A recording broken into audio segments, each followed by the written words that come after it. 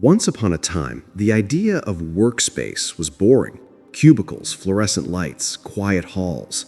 Then came a startup with a big dream. What if offices felt inspiring? What if work felt like a community? That startup was WeWork. Founded in 2010 by Adam Neumann and Miguel McKelvey, WeWork promised something different.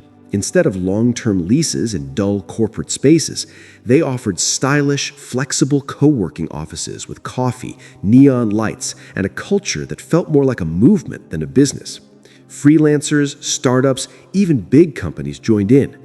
The brand sold not just desks, but belonging. And Adam Neumann was the storyteller behind it all. Charismatic, bold, and endlessly ambitious, he spoke about changing the world, elevating consciousness, and creating a new way of life. Investors loved it. Venture capital money poured in. The biggest believer? SoftBank's Masayoshi Son, who reportedly encouraged Adam to think even bigger, and he did. WeWork expanded at lightning speed. Cities across the world, massive buildings, new side businesses, valuations climbed. At its peak, the company was valued near $47 billion. Media declared WeWork the future of work. Adam became a billionaire on paper. Parties, private jets, luxury homes, everything seemed unstoppable. But behind the glossy image, cracks were forming. WeWork wasn't a tech company. It was a real estate company with tech company storytelling. It signed long-term leases and rented short-term desks.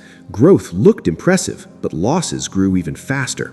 Billions were disappearing, and yet expansion continued.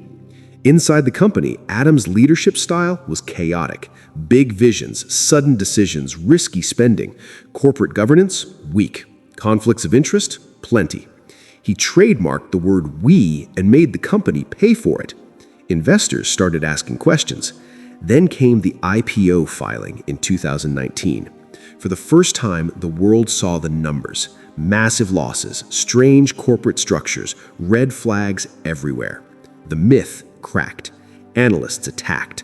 The valuation collapsed almost overnight, from $47 billion to almost nothing. Public offering canceled. Investors panicked. And Adam? He was forced to resign.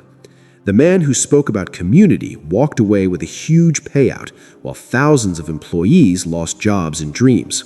The so-called revolution of work suddenly looked like a cautionary tale about hype, ego, and unchecked ambition.